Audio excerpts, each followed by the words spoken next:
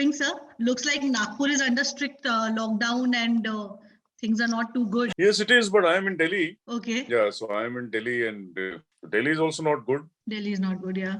Yeah, I know. Yeah. So you've been busy with the NATA exam and too many things happening at the academic front. And how is it going for you? And do you see a drop in percentage of students appearing, or is there an increase towards design? What is the trend that we are seeing? As far as NATA is concerned, there's a drop in number of candidates who have registered. Yes, definitely. Okay. About 7,000 odd students are less this time.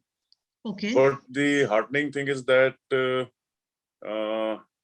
percentage of attendance was 94, as compared to 70 odd percentage earlier years. So if you see, even if 25,000 students registered and only 70% attended, so which attempted the exam, so that makes it kind of almost the same numbers, right, with a marginal drop of about 1,000 or so. But I don't foresee this as a major issue or major criteria, because this was the first test, and a lot of board exams are yet to happen, and there was lockdowns, and there were restriction on travel, and all those kind of things, which I think next test will pick up, and if possible, we'll have another test as well. Okay, so, that we have never had before. So I think it'll pick up. I mean, I don't think it should be a major problem or something. Okay, and we'll see the similar admissions that we have been having, because private colleges especially are going through a lot of stress, I believe, regarding the admissions and all. Private colleges will always be under stress until they improve their quality. That's true, sir. Or try to, or try to increase and spread awareness about architecture in their area where they're situated. They want someone else to come and do it. They want the council to do it, or the IIA to do it, or anyone else to do it. But it is up to the institutes themselves to increase awareness of architecture in society. Right. And quality is very important. Why do students run after the IITs or the NITs or SPAs or good colleges? Because they are sure of the quality. So those institutes who are imparting good quality education are not facing problem in admissions. Right, and previously also, there's so many colleges now. We have 460 odd colleges in the country. And we are saying if you are unable to fill seats, which are 30% of your intake capacity in the last 3 years, then you better close down. And there should be some financial parameters on your run, institute. Otherwise, how do you impart quality? How do you get good faculty, good teachers, if you are not financially sound? So at least those who are running well, let them, so let's see. I mean, it's a long-term policy, and I hope it will work. So I'm sure, sir, you come with such a rich experience also in academics, not just your practice. And so how would you sum up the academic experience that you got through PIADS, and what was it like, running an institute of that stature and being the design chair for you? What did it mean after having such a successful practice, and, the shift? What did it mean to you, sir? See, I'm still in practice. It's not that I have retired from practice. I'm still very actively involved in practice. And academics is my passion. And I feel that there should be, every practicing architect should be an academician, and every academician should be a practicing architect. So that is my personal philosophy. And it is because of that I am into academics. And I see a large gap between what is taught, what is in academics and taught in our institutions, and what is in practice. And this gap needs to be bridged. And this gap will be bridged only when practicing architects will get involved in academics, and academia in general would understand what is the expectation from the professional and the practice field. Unless this happens, the quality of education will not improve. So I'm sure that now I'm seeing a lot of practicing professionals coming into academics and contributing, and I'm sure things will improve. And as far as PIADS is concerned, when I took over PIADS and started interest in running the institute, it's a very different ball game, totally different ball game than running a private practice, dealing with clients and contractors. And in last 10 years, 10 odd years, we have worked very hard, and we have a very good team and a good faculty who are equally passionate about making PIADS into a center of excellence, and that is paying off now.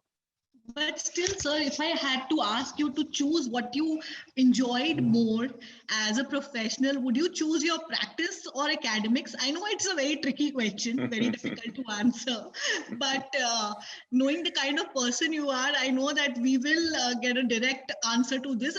If you just had to rate between the two, which is what you enjoyed most? No. It is like, I will give you a direct answer. There are two, three things involved here. First of all, when you love someone, you cannot quantify that love. Love is endless. So if you have two kids, you cannot say, I love this one more than I love the other one. So professional and academics and PIADS and my practice are my two kids. And I cannot say I love PIADS more or teaching more or academics more. Personally, to me, if you cannot see my phone screen, but see, I am a person who wants to do everything in life. Yes. And I want to enjoy that whatever I do. So I want to dance, I want to sing, I want to paint, I want to draw, I want to teach, I want to do everything, and I want to enjoy everything. So I love equally what I do. So honestly, both are equal to me. But what was the turning point when you, after being so busy in your practice and, having the who's who as your clients, and that turn that you took, to move towards academic, there has to be something from inside which kind of, made you look in that direction. No, what I'm saying, I'm still into practice and I have not. No, what I'm saying is that, how could you take out that time to also look at another genre after being so busy? You are hands full with your practice. But still, you could look at academics as one more door. You should always explore doors which are closed. That's and try to find out what is behind those doors. And I was into teaching. I was a visiting faculty and I was teaching off and on continuously since beginning. Because when you teach, when you come in contact with students and when you are involved with that younger lot, you keep rejuvenating yourself. And you also learn in the process, and you are able to refine your designs when you are teaching academically, theoretically a design or evaluating a design process. You are able to rejuvenate your own creative processes, and you are able to use those parameters in trying to find out when you are actually building how that is going to improve what you're actually building. What we teach in academics is basically theory, which remains on paper. But when you actually build, that is there for everyone to see, experience, criticize, like or dislike. So this process of academics refines your thought process.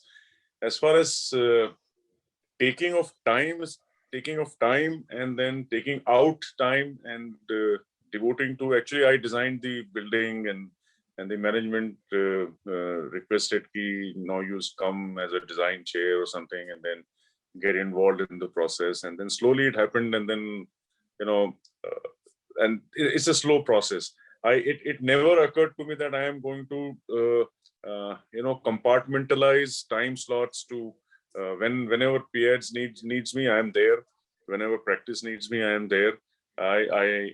Now I'm the president. So, I'm doing this as well. So I'm giving equal time with equal passion, equal commitment. So, and I enjoy doing it. So there was no question of, ever thinking that how am I going to take out time? So I'm not saying that I'm a workaholic or I'm a what you say, I work 24/7, nothing of that sort. But whatever I do, I like, I enjoy. And this question never comes that, how am I going to find time? It never comes to me.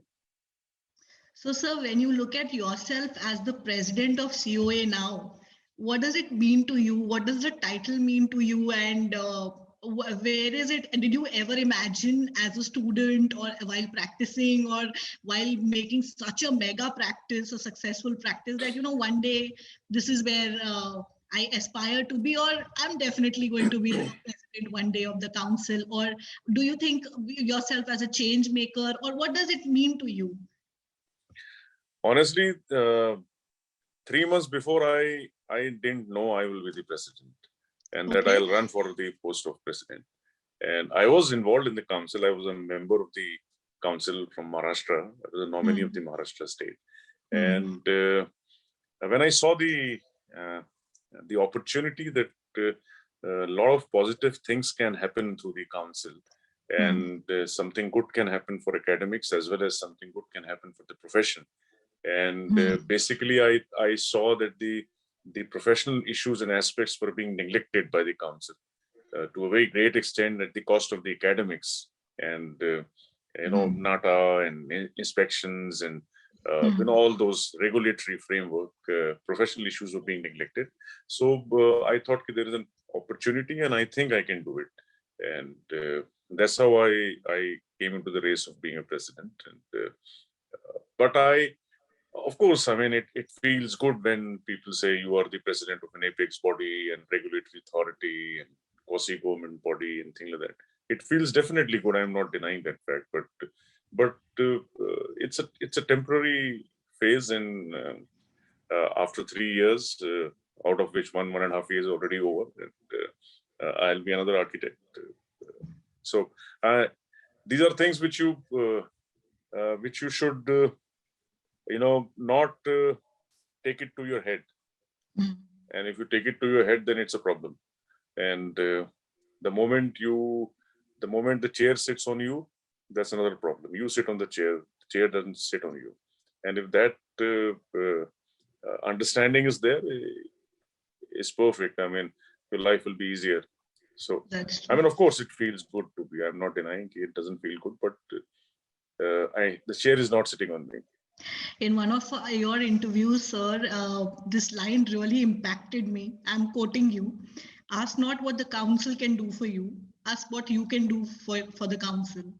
So through our talk which we are going to take to the design fraternity and a lot of students, I want to understand the message that you would like to give, what we as council, what we as architects can do for the council. We may be very small and I don't know how much impact can be made, but still I would like to know what I as a small architect or others like me can contribute. And what do you mean when you said this? Because it's a very, very impactful line that you said.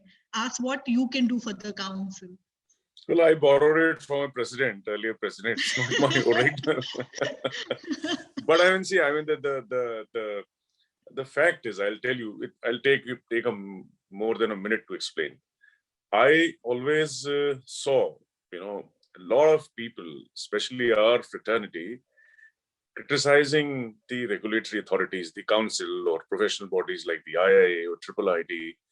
And we are very good at criticizing. We are very good at washing dirty linen in public. We are very good at pulling pants in front of everyone, our own.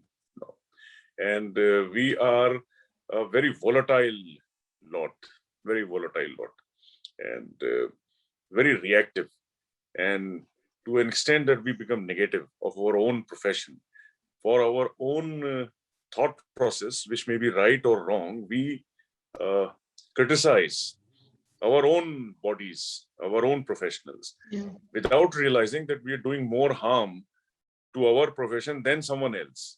We keep shouting that, engineers are coming and taking our job, and, licensed engineers, surveyors are doing this, architects are not getting projects, or, things like that. But I always say you have to look within yourself and find out what you're doing, what you have been doing and what you have been contributing. And if you see the profession of medicine, if you see medical profession, a doctor contributes very tangibly to the society. If you are ill, he will put you well, and then you will get well and you'll be all right. And and the society recognizes the contribution of a doctor. While the architect, while is responsible for the well-being of the entire society and decides the quality of life of the inhabitants and the users of the buildings that he designed, this contribution is intangible, and this is not recognized by society. And that is the sad part. And it is our duty to tell society what an architect does and how important an architect is. And no one else is going to come and deliver. In these times, there is not a Christ, there is no Moses, there is no one else to come and deliver you. You have to give your own deliverance. And it is our profession who will give that, who has to do that. So my humble request to everyone is that in our fraternity is that we should make the society aware of this intangible contribution, that this is what I do. And after that, and before that, we have to concentrate on the quality of work that we do, so that there's a visible difference between the work that an architect does and the work that a non-architect does. And the society understands the value, and society understands the importance that a designer or an architect brings into the work. So this is what I mean when I say, ask not what the council can do. And unfortunately, people expect that this will be done by the council.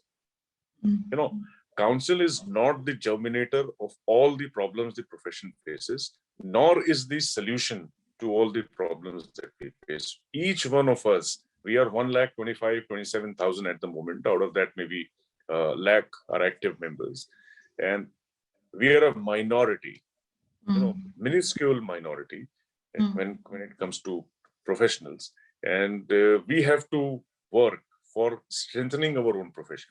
So instead of saying कि यार council ये नहीं करती, council वो नहीं करती, council ने ये करना चाहिए, आप ये बताओ कि आपने क्या किया.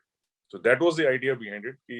Ask not what the council can do for you, tell me what you can do for the council. So we are open.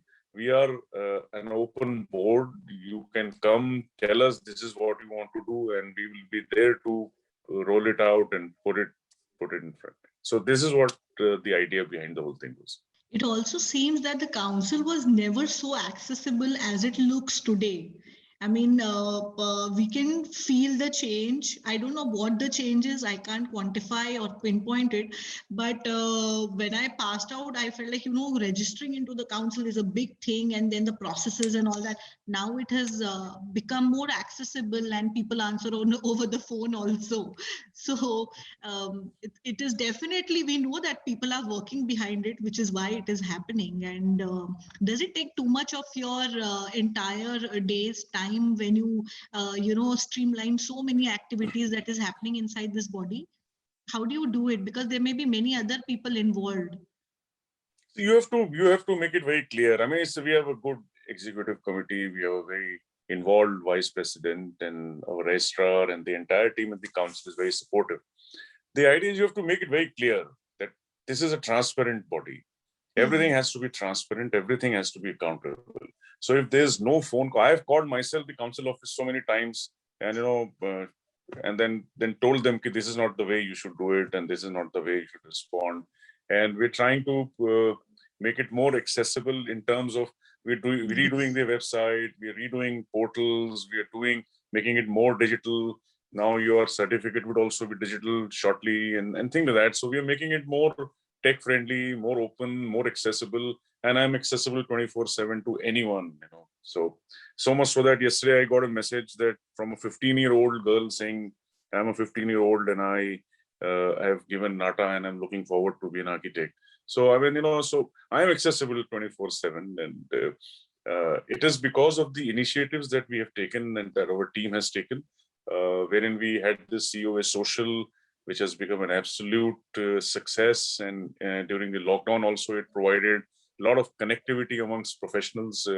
And we have other things going on. You would have noticed that we have increased training programs for faculty and architects, and so many other things that we're doing. We are making a manual of architecture. Manual was never made, and we're making a manual of architecture practice. We are working on the strengthening the holding hands of the academicians and improving the TRC functioning. So all this is happening. So that is increasing the visibility. But basically, the fundamental thing is that we are open, we are transparent, and like I say, council is yours, and you are the council. So, so that's the reason probably behind being more visible and more accessible. And the underlying thing is, with all due respect to my predecessors, I am sitting on the chair, not the vice versa. It's a big thing, sir. It's a big thing to understand and to actually live by. But whenever we have looked at Habib Khan sir, whenever that name Habib Khan sir comes in front of us, we all are starstruck. And we all look at your life as someone who has blossomed wherever he was planted. Whether it was your academics as a student, whether it was your, I mean, it is the huge practice that you run, your academics through PIADS, and now the president. So for us, you are Habib Khan sir, the perfectionist.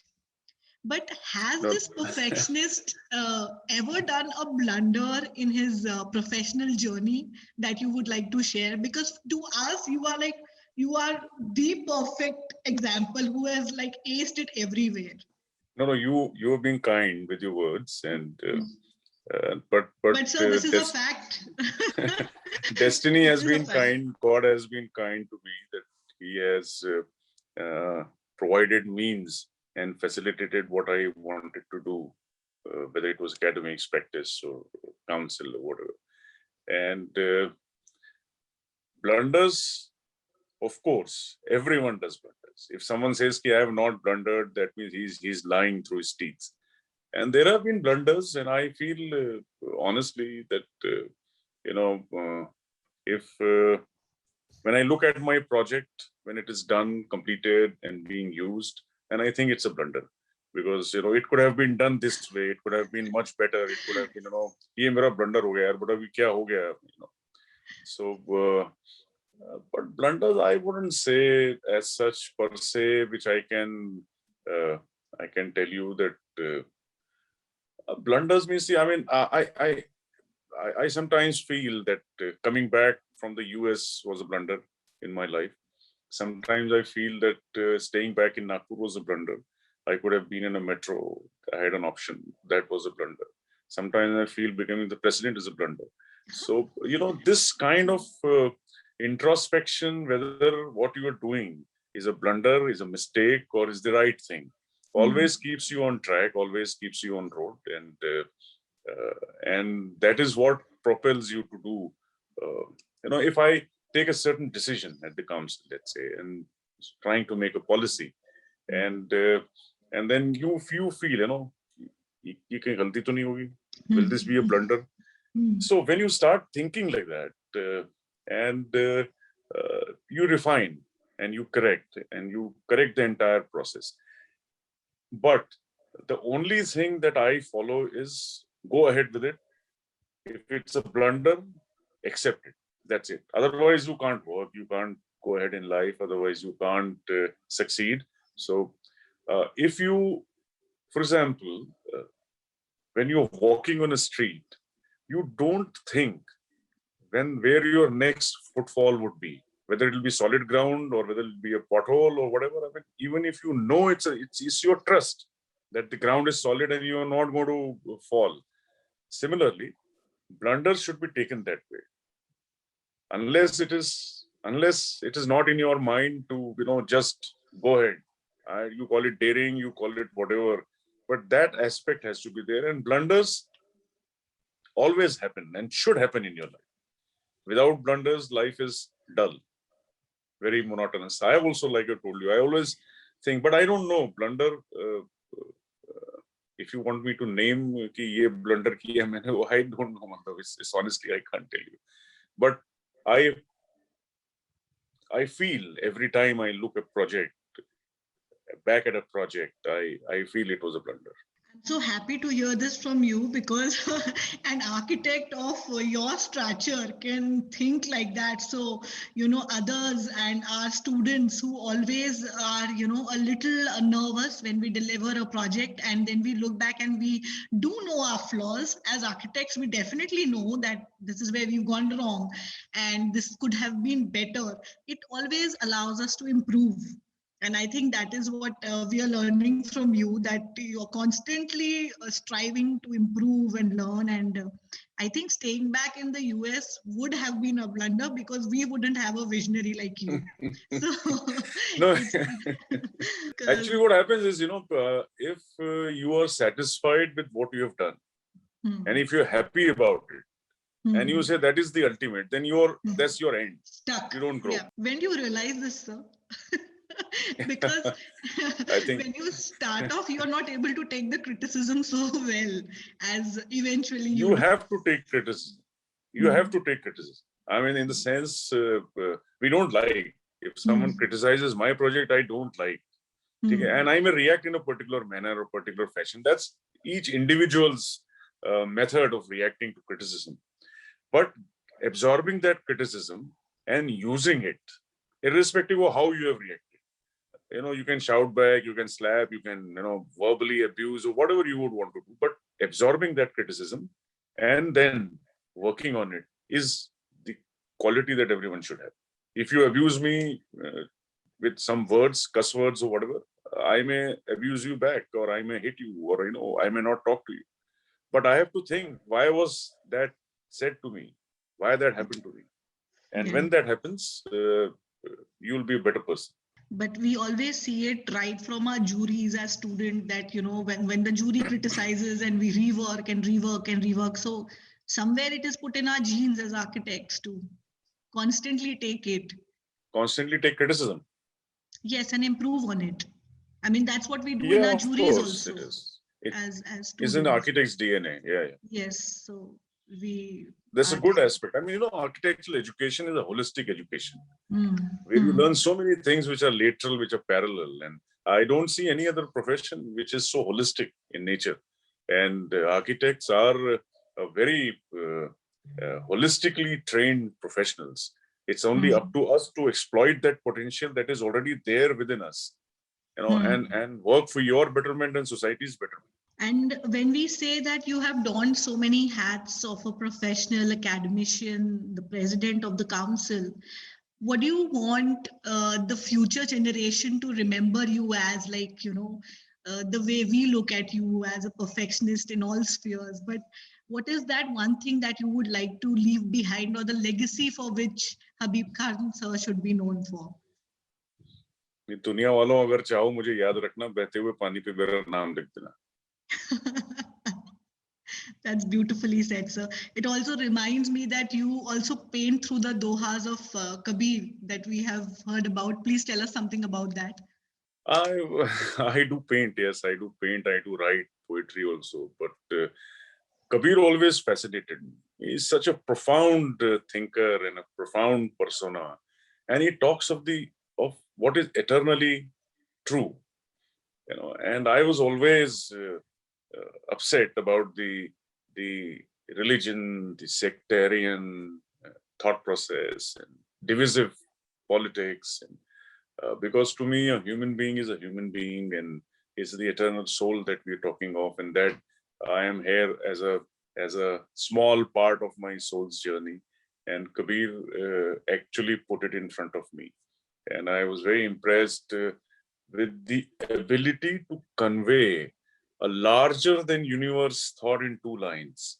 It's not easy to do that, and then this was in school, when we were learning Hindi dohas and things like that. And then gradually I learned and studied a lot about him and similar thought processes.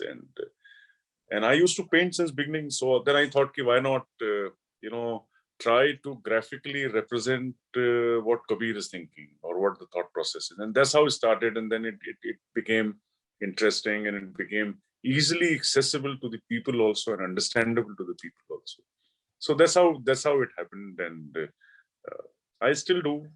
I did on Ramayana, Mahabharata also paintings, but Kabir is probably more well known than. So, sir, as a child itself, you know that you knew that you wanted to be an architect? No, not really. I never heard about architecture, and I used to paint well. I used to draw well, and since childhood. So when I was in sixth standard or seventh standard, I think one of my classmates' father was a chief architect of the railways or somewhere, and then he saw my paintings or something. Well, architect banega yaar ek din. That was the first time I heard the name architect, and but I almost forgot about it. But I became an architect because I was totally not involved. I wouldn't say involved, but I didn't like physics, chemistry, and mathematics because subjects that I hated. I was not good at it. I never could fathom why 2 plus 2 is 4, or why does apple only fall down and things like that. I mean, I thought that this is too mundane for me to understand. So I used to ask my teacher, drawing teacher in 10th standard, 11th standard, which branch is there where I wouldn't have to be concerned about physics and mathematics and chemistry. So they said there are only two. One is being a fine artist and the other is an architect. Although it was wrong. I mean, there's a lot of physics and a lot of mathematics involved in architecture. But so my drawing teacher said, yaar, tu artist banega to paise to nahi kamayega. Architect banega to thode kama lega type. So I said, yaar, ye theek hai, fir paise to lagenge, aisa nahi paise nahi lagenge.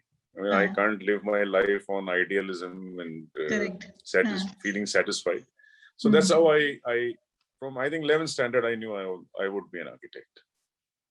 Wow, that's fairly early still. I mean, to know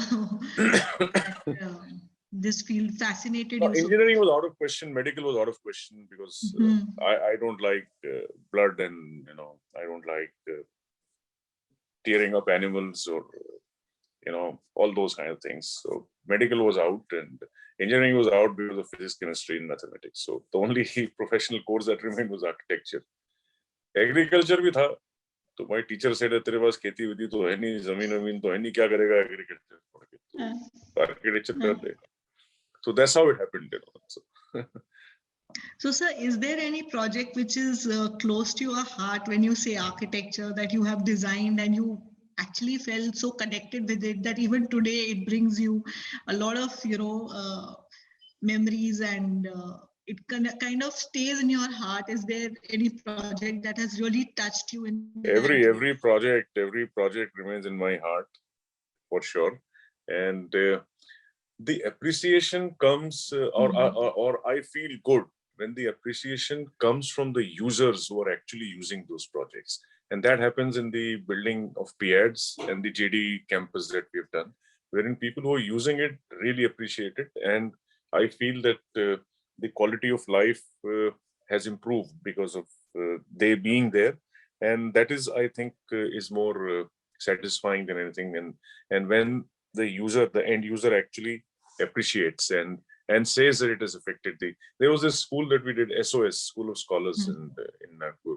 And one of my students in one of the lectures that I was taking, or some address that I was giving, one of them, I think first year student, we usually interact with first year students, and try to condition them and decondition their earlier learning. So he said, I wanted to become an architect because I studied in a School of Scholars, and I always thought that was very fascinating, and the way the stone was used and the brick was used. So I thought that was a compliment which gives you satisfaction. So any project which is appreciated by the user, the end user, and it improves the quality of life or gives him happiness and satisfaction is very close to my heart. But I think every project is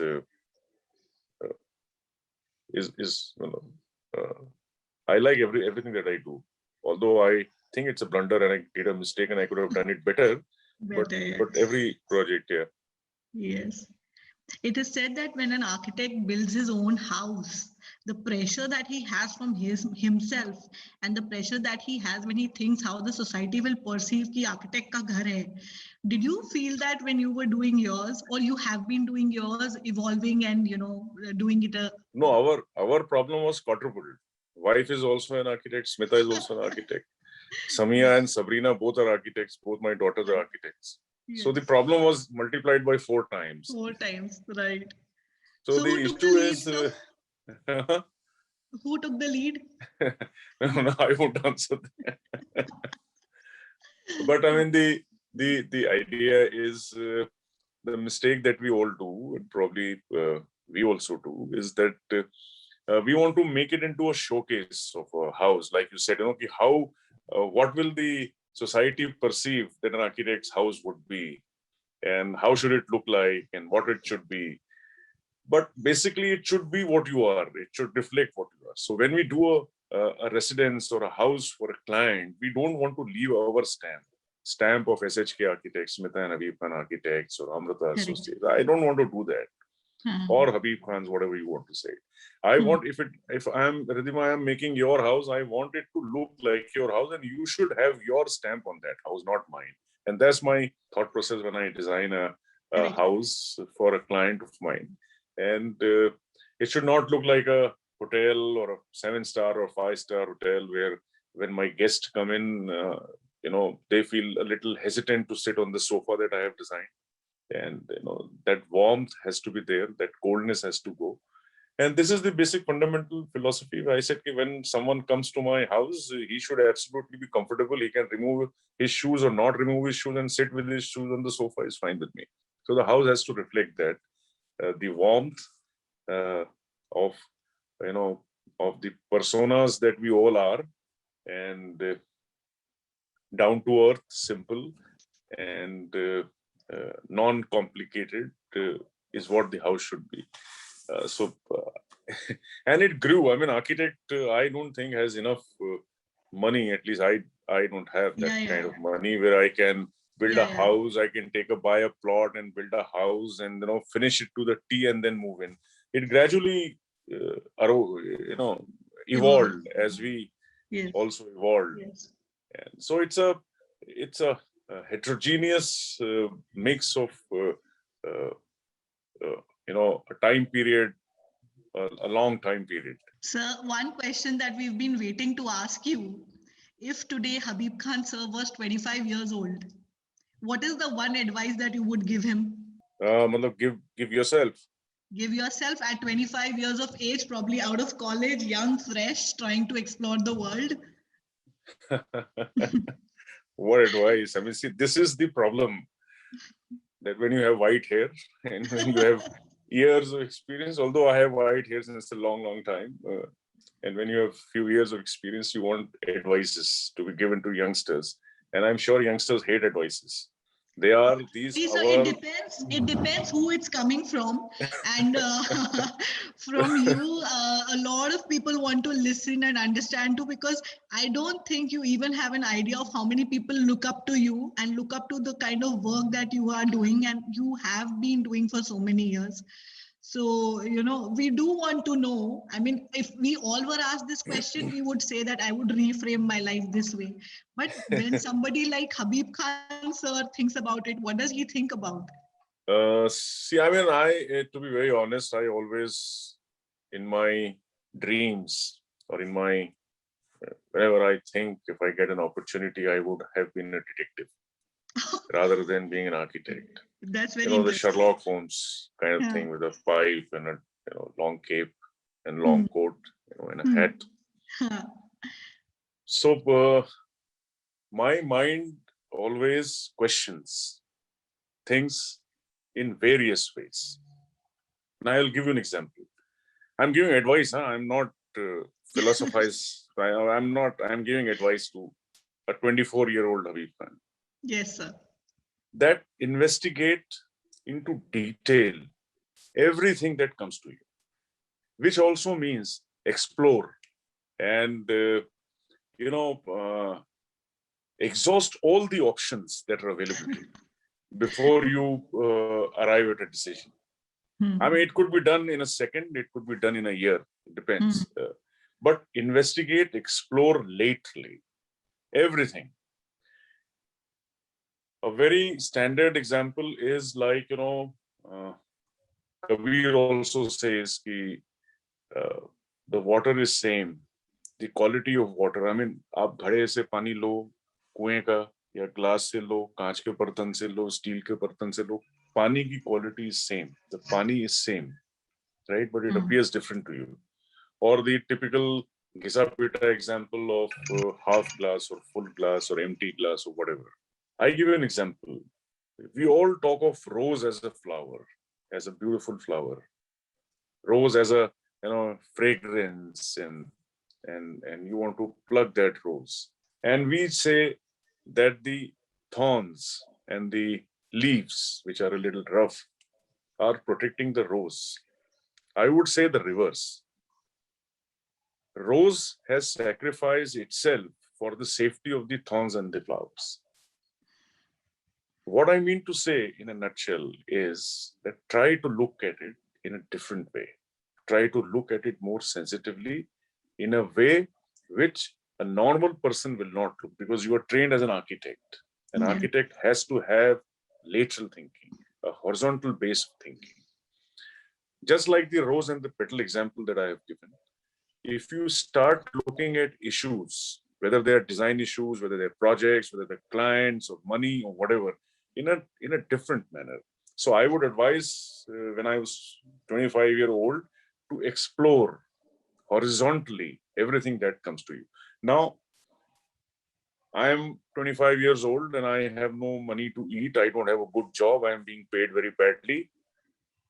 I don't have money to fill in my two-wheeler, or I don't even have a two-wheeler, and things like that. So, I'm not bothered about such kind of philosophical advices of rose and metals and thorns, but I would want to know how I'll earn more and how I will be self-sufficient and how I will own a car, and then I'll own a house and I'll get a good girlfriend and get married and things like that. I'm more worried about that as a 25-year-old. True. When I see in my office that, I am getting paid less than the driver of the office, or less than the peon in the office. So I'm more worried about that.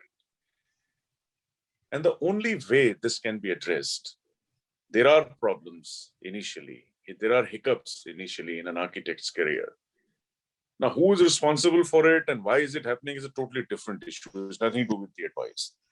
But excel in what you do. Give quality deliverance.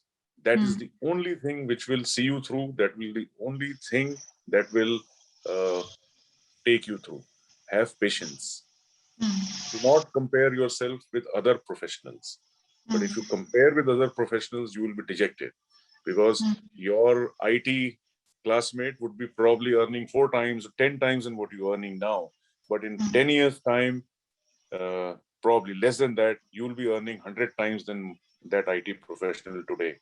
So be a little patient, but in this patience, times will be tough, but you need to excel in whatever you do. And that is the key. So 2 things. One is looking at things horizontally like a detective, and the other is exploring lateral thinking. These are 2 interrelated aspects. And the second aspect is excel in what you do. Nothing else will take you to where you will be without excelling. And when you excel, you only excel when you love what you do. So these are all interrelated things. So, and that is the advice that I'll give to a 25-year-old Abhikman. We are going into our last segment of the answer in one word, small rapid fire that we will play with you. Oh, that's difficult. That I didn't know that. No, sir, nothing is difficult for you. And the kind of approach that you have for things, it seems that you are always ready to take on to the next one. And I'm curious to know, when Habib Khan sir is already the president of council, leaving behind a legacy already, what is next that we see you in? What is the next role? I don't know. But have you thought of anything, sir? President of the country? Yeah, that's what I'm also thinking. No, I'm joking. I'm just joking. So I am not joking, because I think after architect Pilu Modi, we didn't have anybody get into the parliament, and we would cheer for you for sure. But very interesting. You said one word answer, so I'm giving you one word answer. That's true. That's true. So what comes to your mind when I say these words? Architecture practice, answer in one word. Very difficult. Difficult? Yes, very difficult. Architectural practice is no ball game. That's true. Is क्या कहते हैं उसे क्या बच्चों का खेल नहीं है. It's not. It needs lot of perseverance and lot of application of mind and all those two issues that I have just said a little while ago. So all these so the one word is difficult. Okay, so Habib sir says that architecture practice difficult, and if he says difficult, you can understand what we are going through. President of COA, one word. You put me in a fix. You put me in. You want an answer for both? What I mean, my reaction to that. But what do you feel? The first thing that comes to your mind, President of COA. Very satisfying. That's brilliant. That's brilliant. Design chair of PIADS. Oh, I love it. Yeah. I loved it. I'm no longer the design chair, but I loved it. Because see, it gave me a play field, a field where I could experiment with what I thought was right and what was thought for architecture, what was good for architectural education. It gave me that opportunity to it. So that's why I love it. Design of today's generation. Very superficial. Yeah. Very superficial. Now, if you want, I'll explain why. Yeah. Design of today's generation, not all, but majority is limited to skin. Is limited to a skin. Like, I mean, you have a glass facade, you have various facades, and no one worries and bothers about what is happening to the spaces inside. What is the relationship of materials that is being used? What is the quality of life, quality of spaces that are there inside? What is the role of the sun? What is the role of the light? What is the role of the wind, natural light, wind, ventilation? What is the romance of a space, the warmth of a space, the temperature of a space, the sound of a space? All these things have relegated to the background, and we're more worried about the glam and sham of high-tech glossy materials and and similar kind of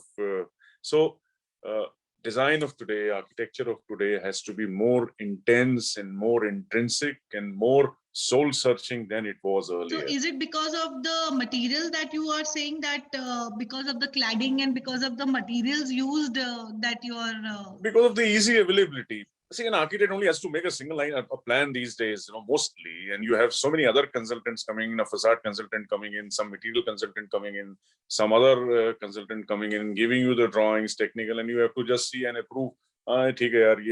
Basically, it's the ease of availability of technology at your hands that you want to misuse it in your designs, while you do not understand the depth of a design. When you're creating a building, you're creating a human being. Process of creation of a human being is a very complex process, and then the upbringing of that human being is also important. So every building that you make, every building that you design, is the creation of a living soul which cannot move, which cannot talk. So it talks through your spaces, it talks through your warmth, it talks through various architectural elements that you use in a building, and that I think is missing these days. That's true, sir. Totally agree with you. I have so many questions to ask you, but I always get swayed by your answer, and it puts me into a zone of thinking that this is correct. So next, you can ask questions, not a problem. Next question: which is your biggest strength? You would say love for myself. That's brilliant. Yeah, because unless you love yourself, you cannot give love to anyone else. And you cannot love someone, you cannot love your work, you cannot love anything that you do unless you love yourself. So loving myself is my strength, the biggest strength that I have. Has it come over a period of time, or do you think you always loved yourself? Always loved myself. No matter where you were in life. Always. When I was a young guy, I used to comb my hair very meticulously, probably take an hour to set my hairstyle and think what I'll wear. It's not because I wanted to look good, but because it made me feel good. And, and then study, analyze. I don't go by opinion of the written opinion or spoken opinion. I analyze myself. I do that because I love it, because in the process, I'm loving myself, that I'm able to do this. So, and unless you love yourself, you cannot give love to anything or anyone.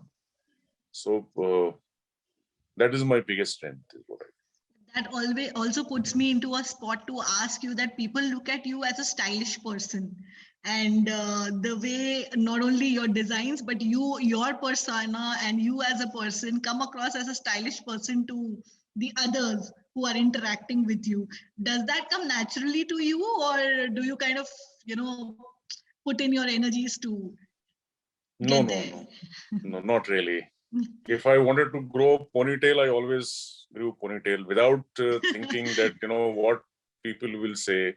I became the president and I used to attend meetings in the parliament and with ministers with my ponytail and all. I am least worried about it.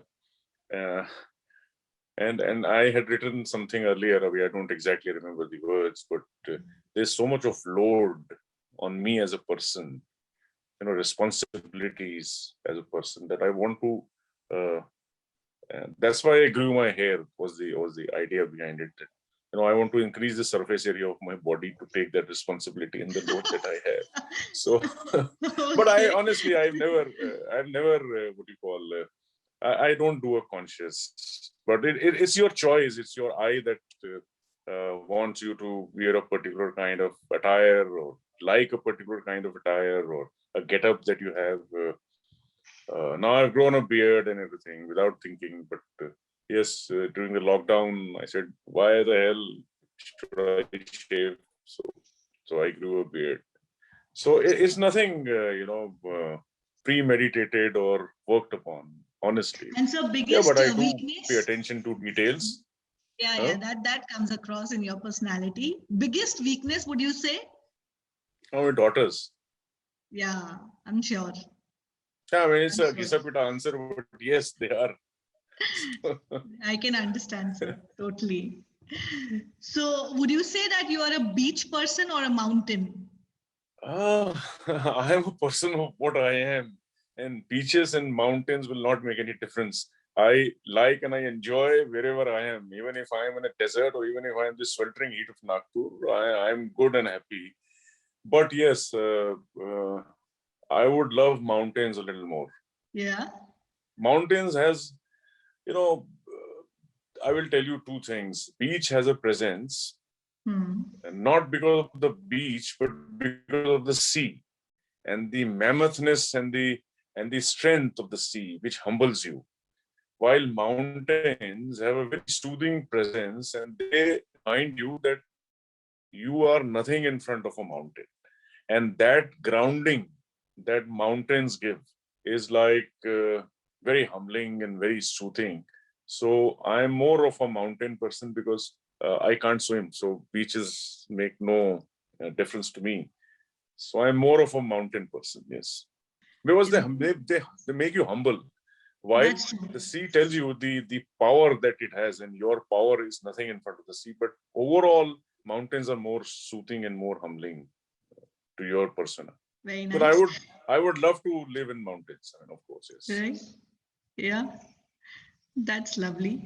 If I had to ask you to choose a color, black, white, ochre, gray, or red? Black, no other option. No. No other option. So you like it in your personal things, or you like it in your interiors, architecture? Black is my favorite color, and if I would want, I would make everything black. See, the idea is now you'll ask me why. The thought process behind is you can produce light, you cannot produce darkness. Darkness, the blackness, is the eternal existence, and you cannot produce darkness. Black is my favorite color, and I would love to wear black, everything black. Most of the time I do. Any other color without doing any injustice to any other color. It's a big shame. Lastly, sir, if the master architects were alive today, whom would you like to meet?